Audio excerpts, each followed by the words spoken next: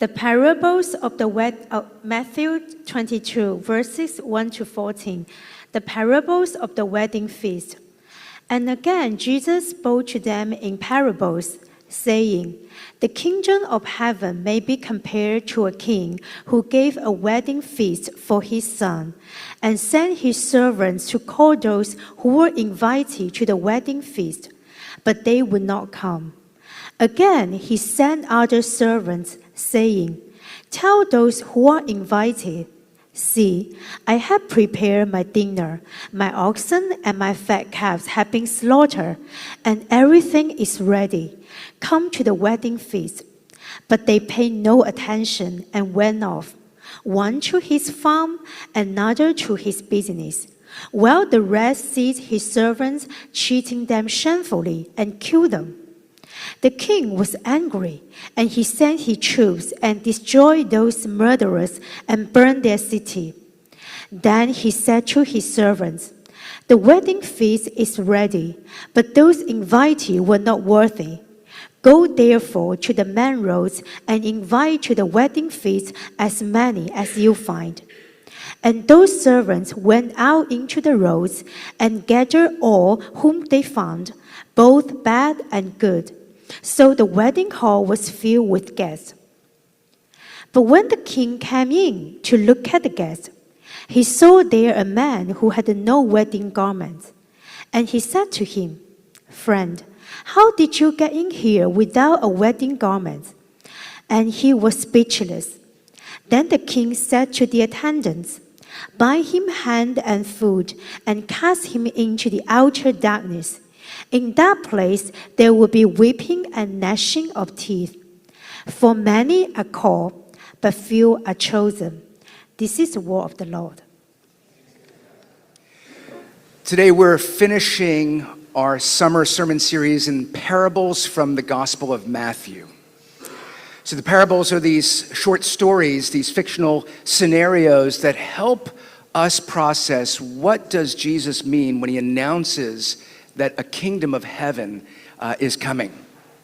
It's a message that's meant to be exciting, attractive, and good, and yet it's confusing. And so the parables, there's not just one parable, but there are many parables, capture our imagination and help us think through how to understand exactly what he's teaching us.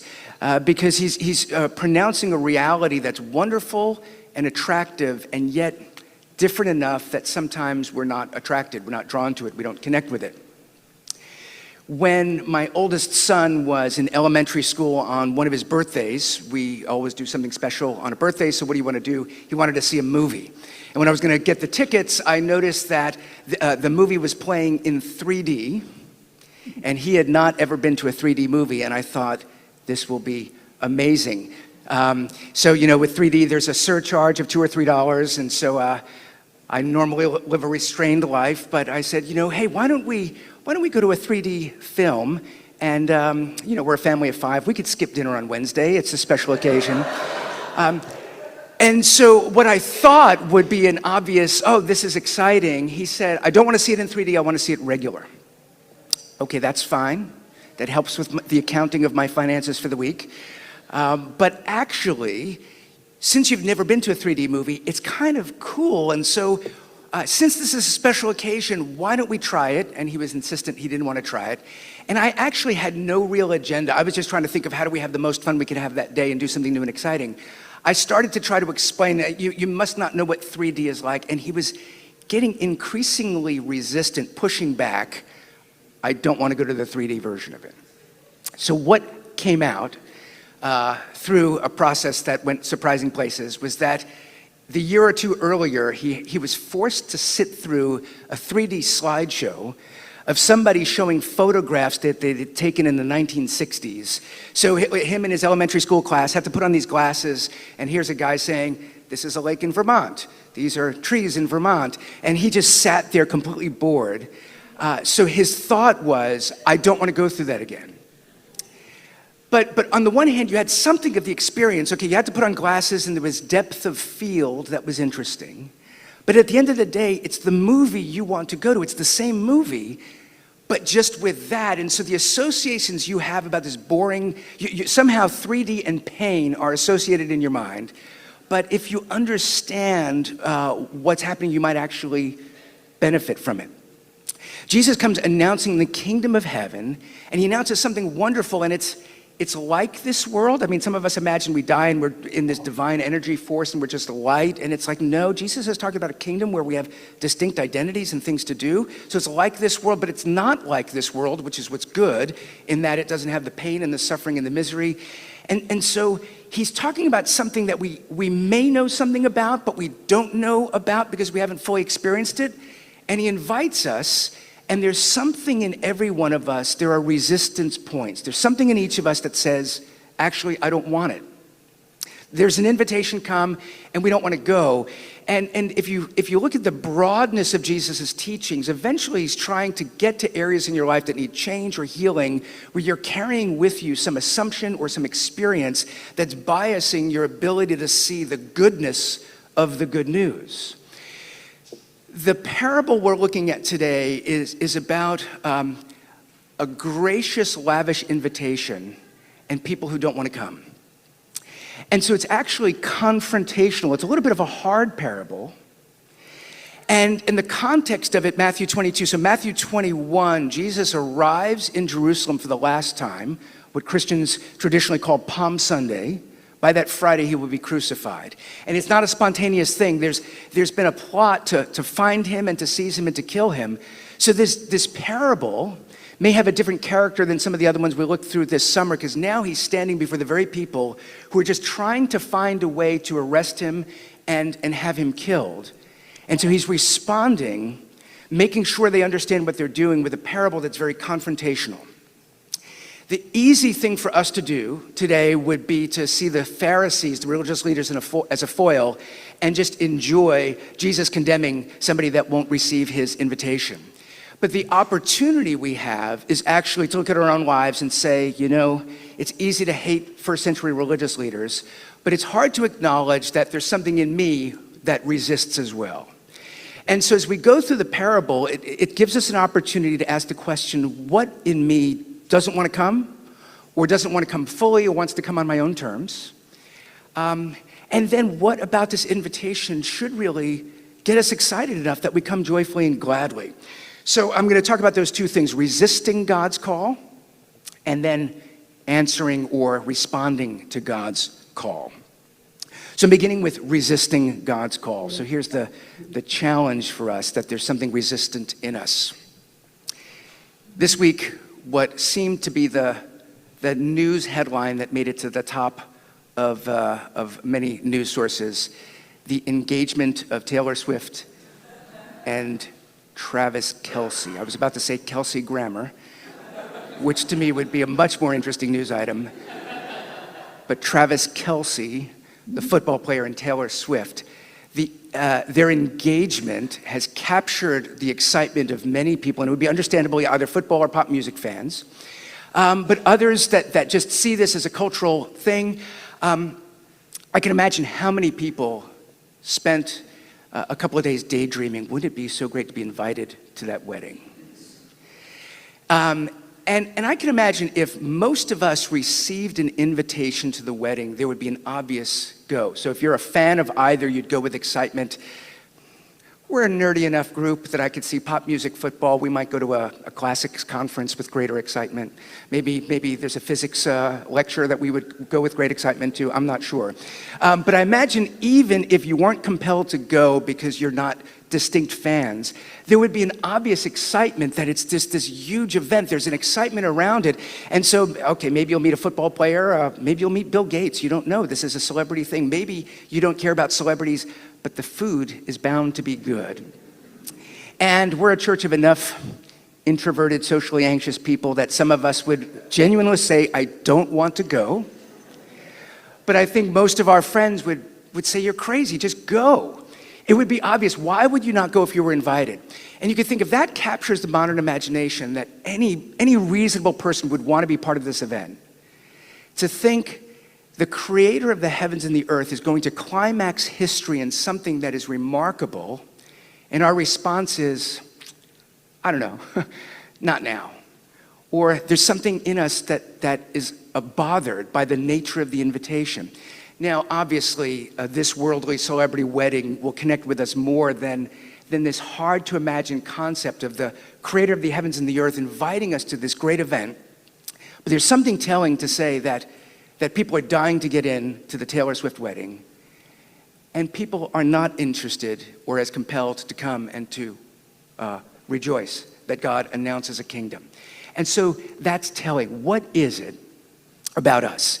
And in the parable, there are these three parties that I think give us an opportunity to reflect on ourselves. You may find yourself identifying with one or more, maybe with none of them, but it's worth asking about if this is really so good that I really shouldn't resist it, but I should embrace it.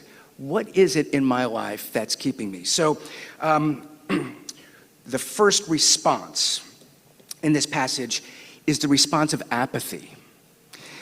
So the reason I'm using the language of calling in verse 3, this is a parable about a king who sends to his servants to call those who were invited to the wedding feast, but they would not come. That's the theme that we're looking at. The first group that doesn't come, verse 5, those who paid no attention and went off, one to his farm, another to his business. So they're preoccupied. They have things to do, good things to do, meaningful things to do. But in comparison, here's something the timing of this event is so wonderful that most people would be prepared to drop everything. And you're thinking, instead, I'm going to go to work. And this actually hits on one of the crucial life skills that in our time that we need to develop, which is there's something about the capacity that through technology, other things, to stimulate us enough that we're all in the danger of not engaging in the goodness of life because we're settling for something second-rate. Meaning, you look at a picture of Central Park that is taken, at exactly the sunset, enhanced with photo tools, and it's so wonderful. And then you go to the actual Central Park on a gray day, and it just doesn't look as good as the picture. And you think, I might be better off staying at home looking at photos of Central Park on Instagram than showing up at the actual Central Park.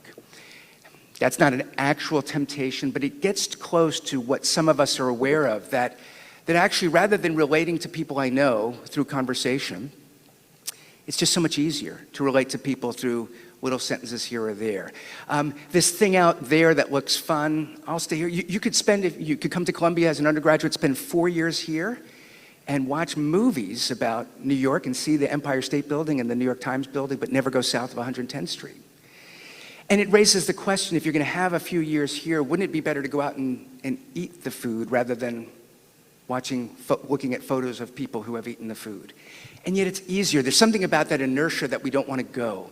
And I'm using here just an example of just regular life. There's nothing religious about that, but I think most of us are aware that there's a discipline of saying, I need to do the better thing rather than the default easier thing. I think most of us are aware that we need to push against that. And here at a more extreme, Jesus is coming and saying, he's not saying it's going to be easy. Following me is not easy, but it is good. It will be rewarding. And there's something about us that says, I'll just take the current whatever. Than the risk of trusting you or the challenge of really giving up certain things. And so I think this idea here in a place like New York, where our careers can be all-consuming, come to the wedding feast, and the thought, I think I'm going to work instead, is actually a social reality. That cousin that you're not really close to invites you and you need to get on a plane and you miss 2 days and you've got a deadline. To be honest, I don't want to go. I would rather work. But then you find that actually the rather work, it has spilled over into everything. You'd rather not go to a lot of things. And that's where they do these interviews, people on their deathbed, their regrets. And the line is, nobody says that I wished I worked more hours in the office. And yet this week, do you want to do something fun? Or do you want to stay late? I think most of us are going to stay late. The kingdom is announced. Come at the right time, and there's something in us that's preoccupied with things that are good and valuable but not good enough, and so we stay where we are. And this throws into us, well, actually, do you want more? Are you willing to to be challenged? Are you willing to trust? And this parable invites us out of our complacency and comfort zone into something better. So the first response is the response of apathy. The second response is the response of aggression. So there are some that just kind of make excuses. I've got things going on, I can't come now. But verse 6, the rest who were invited to come to a party, a celebration, it's kind of an odd parable in that sense. The rest seized the servants, those inviting, treated them shamefully, and killed them. So Jesus, of course, is telling a story of the prophetic tradition. God sends his messengers, and instead of welcoming them, they were resisted. And now Jesus finally comes in the fullness, and he too, despite the goodness of his message and the signs, it's not simply that people are apathetic, many are, but some people are provoked, and they respond in an angry way. So it's interesting. I remember when I was not a Christian, I was mostly apathetic. But the evangelists that wanted to overcome my apathy, at first it was annoying and then it got a little bit aggravating. So Jesus urging us to come to the kingdom, it makes sense. We're complacent and we want to stay complacent, but there's also something about this message that provokes enough anger and hostility that the response that Jesus alludes to here is fulfilled in their literally plotting to kill him. And Jesus has in verse 7 this warning of the destruction that will come as a result of it. And the irony of as the Gospels are fulfilled, they decide, these are the religious leaders that had the scriptures that should have welcomed Jesus as the son of David, the promised king. They decide to partner with Caesar and his local ruling official to hand over him to death. And then within a generation, just historically what happened, the Romans got fed up and came in and destroyed Jerusalem. Jesus is alluding, you could remain in alliance with me and experience more blessing, or you could actually, in this final moment, set me aside. And actually, you're so hostile to me that you're siding with people who will be hostile to you. And you're not seeing it because you're overcome by your anger and your frustration. So this week I came across something by a psychologist who was trying to advocate for a certain mindset. But what was interesting to me in her work, her paradigm was to highlight ambition and curiosity. So she came up with the x-axis being ambition and the y-axis being curiosity in these 4 quadrants. So she's advocating for one of them, but she was her description I think was helpful for me as I was thinking about these things. The person who is high in curiosity but low in ambition could be escapist. I'm very curious, I'm very imaginative, but I have no ambition, so I don't go anywhere. The person low in curiosity, low in ambition is the cynic. I just hate everything, I'm not doing anything. What was interesting to me, the person high in ambition but low in curiosity, the perfectionist. And it's a little bit of a simplification to say the Pharisees, the religious leaders, were perfectionists, but because that term is a little bit specific and what was happening was a little bit more complicated than that. But the Pharisees, the religious leaders, were high in ambition, but when Jesus came, low in curiosity to imagine that the scriptures were being fulfilled in greater ways than they understood. Ambition is a good thing. The Bible warns about selfish ambition, but ambition is good. And I think there's enough of us here who are perfectionists who understand what happens when your ambition is high, but the space you have for things outside of your control is low, that it stirs that impatience, that anger, so you become sort of difficult to be around in all these circumstances. Being ambitious, being driven is good. This is New York. Let's go out there and use our gifts and our abilities. But the lack of openness, that we're not in control of the whole of our lives, creates a scenario where we become angry people. So the Pharisees were religiously ambitious. They studied the scriptures. They lived morally upright lives in a way that sometimes Christians were too easy to mock them. There was actually something commendable about their devotion, their wisdom, their ambition. But they started to think that they knew everything they needed to know. So engaging the reality of God, who is much bigger, they didn't have the capacity to see that they hadn't figured God out. They hadn't gained control. And so the Son of God comes in light of the very scriptures to call them, and they get angry because that's what perfectionists do. You're messing with our system. And Jesus is saying, I'm fulfilling and bringing the reality of it, and yet you want to kill me. It's a feast, it's a party. Can you stop what you're doing and rejoice? not until we deal with you, with our anger and hostility. And some of our anger and hostility, whether it's practical things, people in our lives, or challenges, but it will make its way into our walk with God. Sometimes it's that perfectionist drive that says, just, I'm in control of my life enough, God, just work with me. And we're not open to the reality that God might be doing things bigger, broader, even better. And so we get angry. We want to kill him off because he's ruining our kingdom when he's actually inviting us into his, a better kingdom. So there's the apathetic response, there's the aggressive response. But the third, I'm calling this self-absorbed response. This is also insufficient for this parable, but sufficient for August 31st, 2026. Go study this more. But this weird figure of the guy who shows up at the wedding, but without the clothing going on. There's something more there that I still fully haven't wrapped my head around, but here's what we have for today. And that's who you see in verse 11. There's a man without a wedding garment. So somebody who actually comes, he responds to the invitation. But he comes on his own terms. He comes as he is. And if you just take it literally, you have to be dangerous with parables not taking it. You have to be dangerous. There's a danger in parables being too literal with things because it is a story. It's not necessarily an allegory. But the literal point is, here's the person who wouldn't change. I mean, there's a certain garment that's appropriate for arriving, and he came as he is.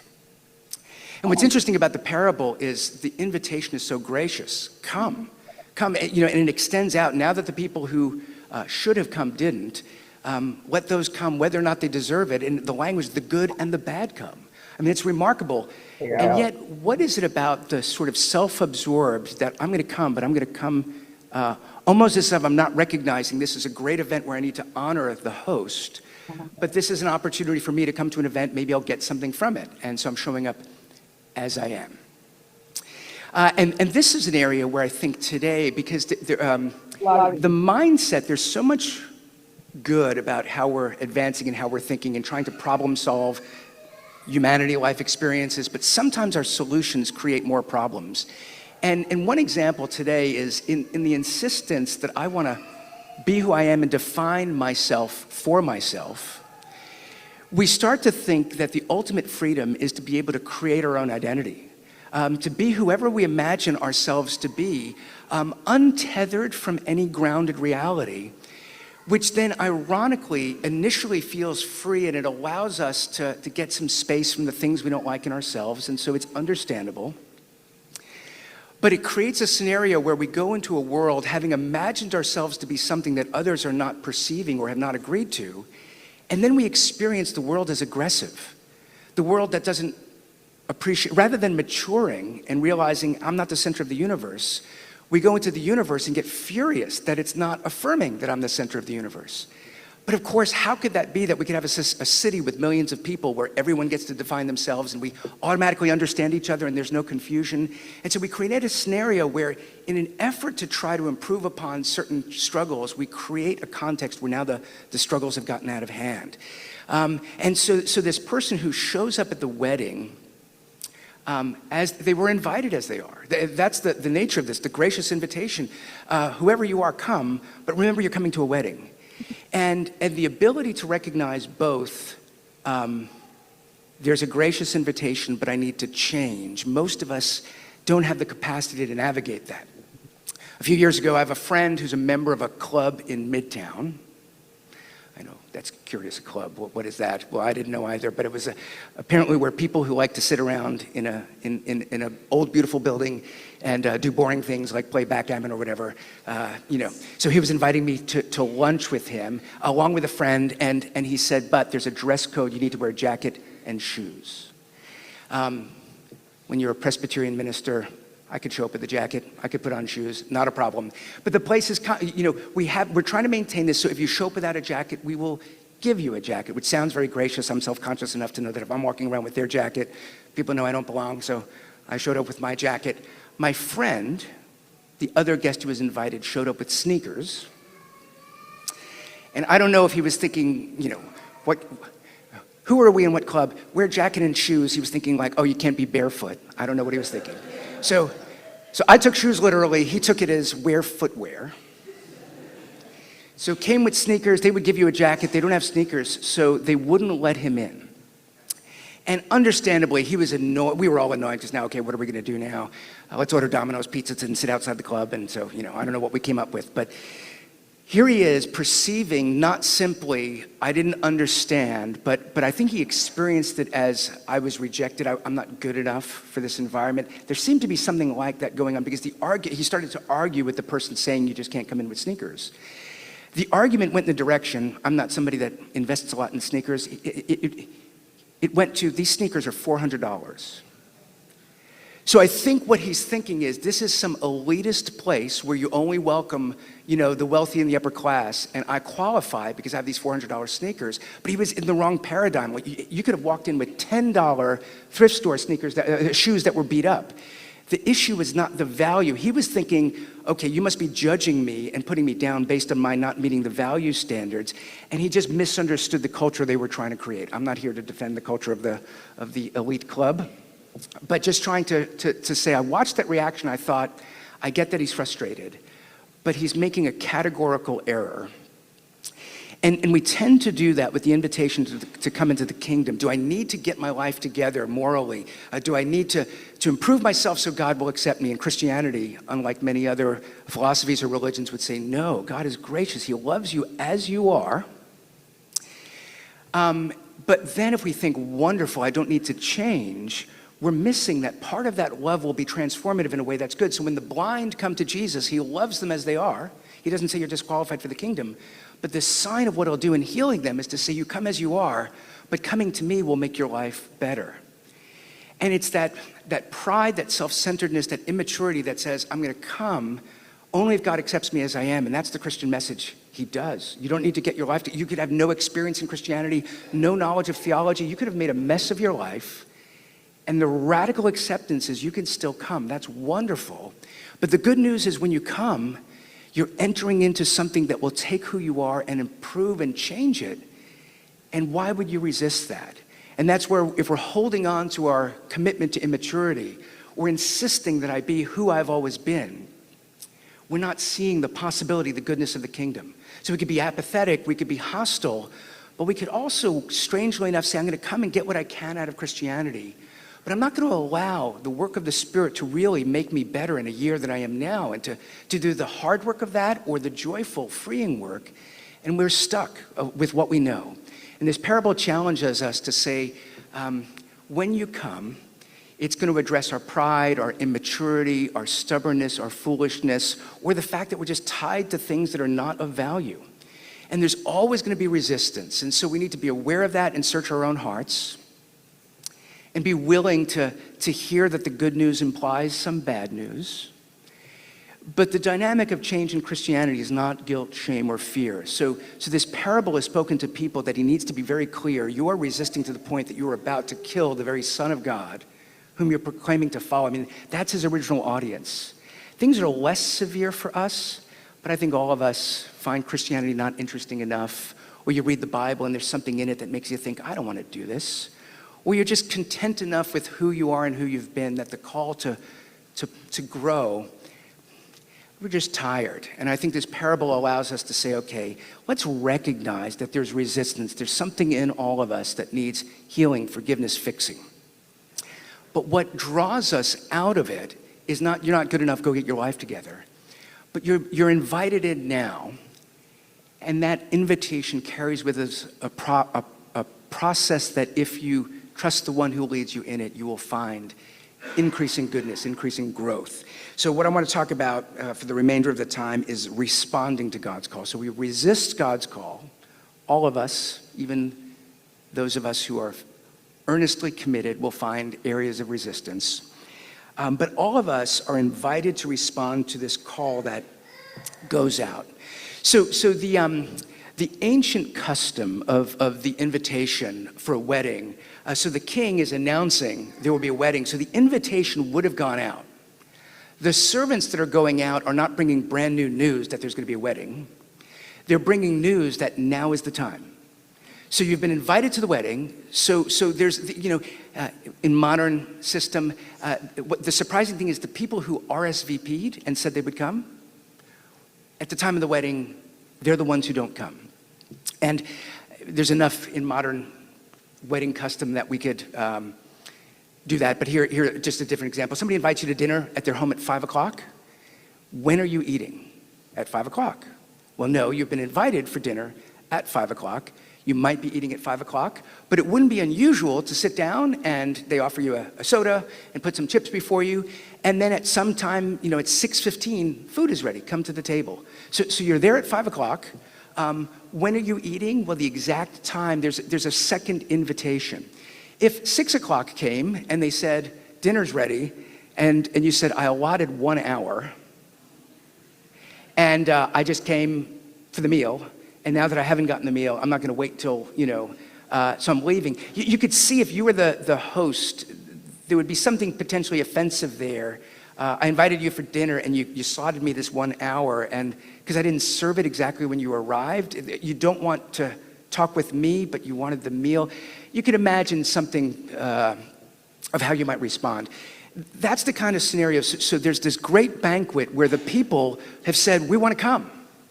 And then the servants go and they say, now's the time. And that's when they say, but this time doesn't work with us. And so you can see the potential of being offended, but I've invited you and you agreed.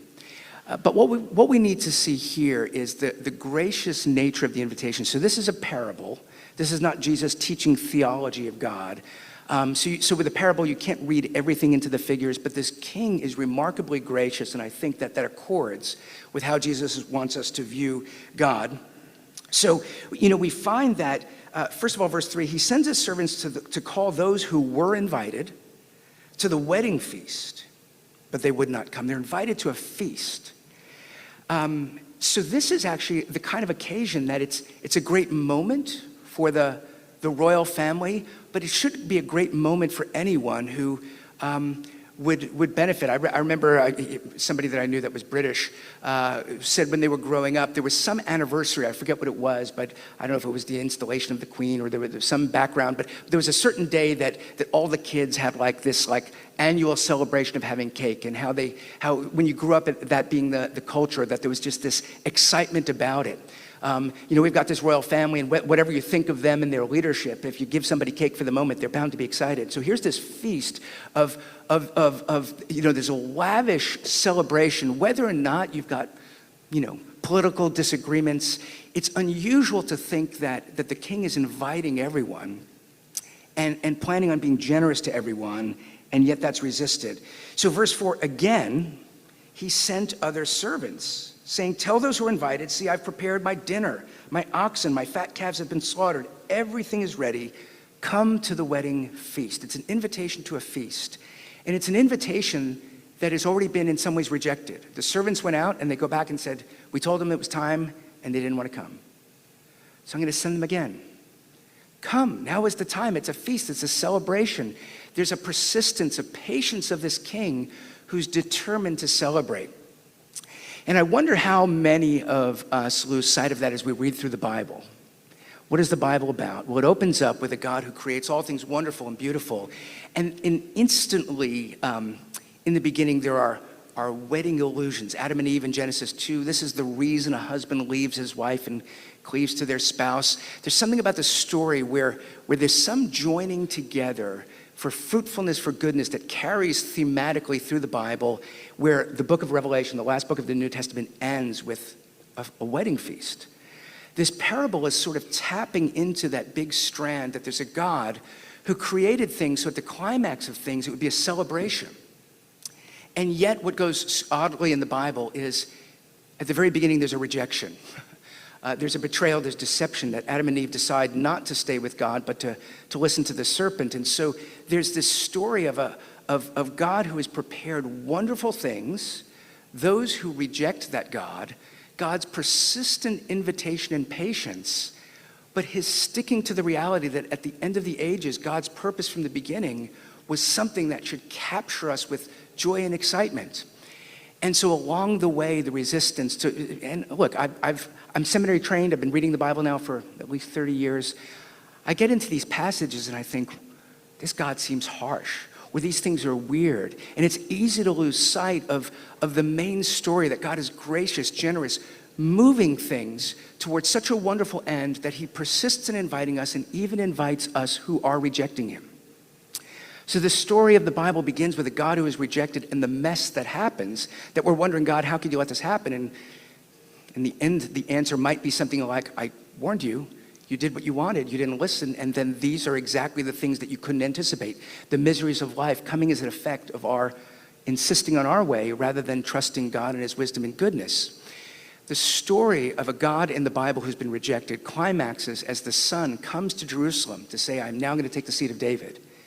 And the very people who should most have been in tune to this being a wonderful moment hate him and reject him, not just emotionally, not just with words, but they crucify him.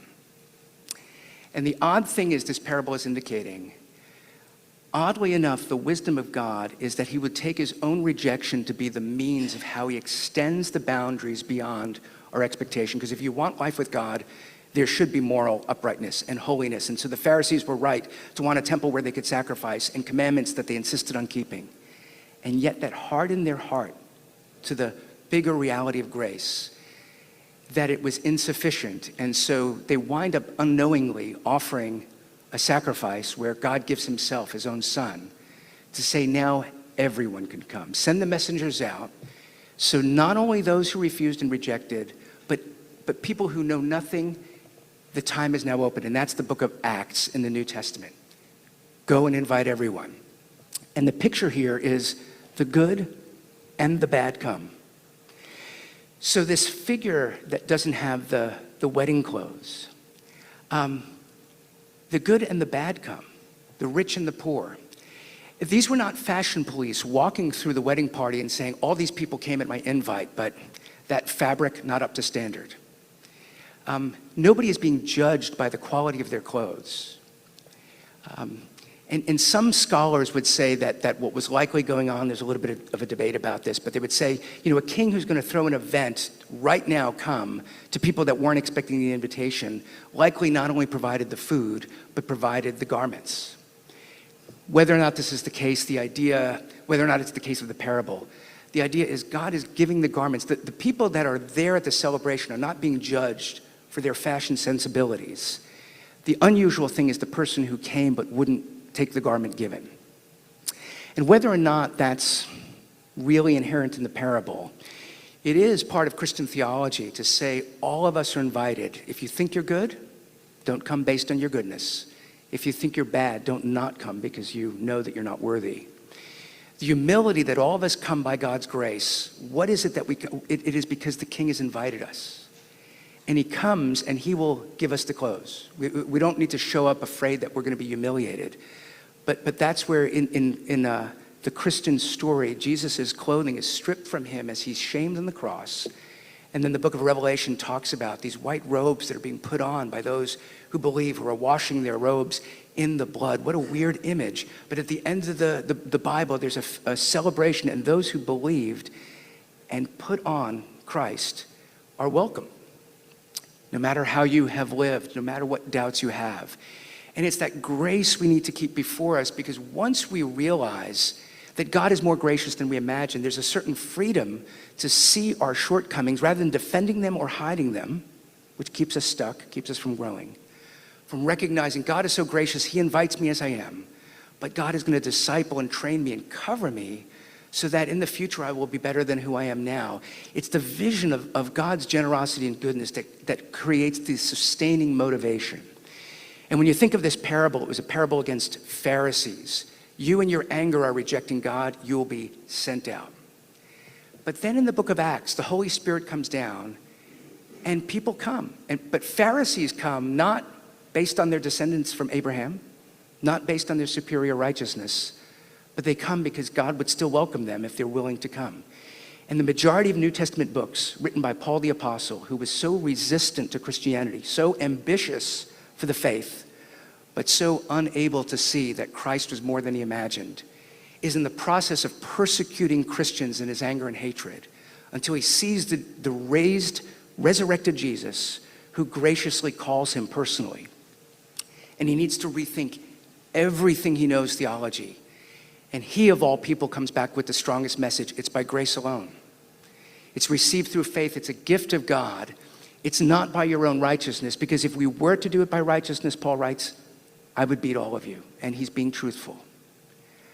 But my righteousness was actually keeping me from seeing the grace of God. So I come not boasting in my righteousness, but I come with the poor and the regretful and the unworthy. But I come to the banquet of the great King, because though I persecuted his own followers, he called me. And that's the mistake we make. What do I need to do? How do I get it together? And the simplicity, many are called, many, but most of us don't want to come. But God chooses some, and he comes into our lives by the power of the Spirit to say, by your name, come. And it's really that simple. The Lord of glory is inviting us into his grace. And instead of these complicated, resisting arguments we're making in our head, he's saying, this is good. Come. And as you come, you will find grace. So the ending story of my son, I was able to convince him to go to the 3D movie. The bad parenting afterwards was then every movie we went to, he wanted me to pay the surcharge. It's not your birthday, boy. We're seeing a regular movie today on your TV at home. But he realized that what he was experiencing is the father trying to convince him to do the thing he doesn't want to do. My father doesn't get it. He doesn't know. This is my boring old father who wants me to do more boring old things. This is a father that wants your birthday to be great. I have no investment in 3D. But afterwards, he realized that was good. And we got through that sticking point. And that's the testimony of most Christians throughout the ages, where we're all able to say, I didn't want it, I didn't like it, I didn't like this thing God asked me to do, I walked away, I came back, whatever the case is. But those who remain, over time, God always shows himself to be better, more gracious, and Christianity to be more hopeful than we currently have the curiosity or capacity for. So don't resist it and bear the consequences of giving up something so good, but come with whatever understanding you have, receive his grace. And Colossians 3 says, when you set your minds on things above, put off the old way and get dressed, because you're going to a celebration. So start to live differently now. Put on love, put on humility. Set aside your greed, your anger, your lust. They have no place now because you're going to this celebration. Keep that before you. And sometimes changing your clothes is a little bit tough. But we're called to change for a glorious celebration that you've been invited to. So come. Let me pray for us. Our Father, we as a church, we're celebrating 25 years this year. Week after week, every week we've gathered to announce good news, and some of us who have been here for a very long time have to revisit our grouchiness, our anger. Somehow we've gone astray and we take for granted, and frankly, we don't want to come. Some of us did not want to come to church this morning. And yet here we are, some who may not believe, some who think they believe but are confused, some who are convinced. We all come because you invite us, because you're gracious. And Lord, the only hope for any of us is that this word of Christ is true, that you really are gracious, that even your rejection would be used for our acceptance. Lord, by the power of your Spirit, overcome any resistance in us, not simply so that we would become more Christian, but that as Christians we would become more free, more experiencing grace, more marveling at your joy and generosity, and being healed of the very things that are keeping us stuck. Lord, do that gracious work to heal, to release, to free us today, so that we would understand that there's so much goodness before us, and we would start to taste it, so that our lives would be sustained for the genuine challenges we will face this week. May we do it trusting that you are gracious and patient with us, merciful. Thank you, Lord, we pray in Jesus' name. Amen.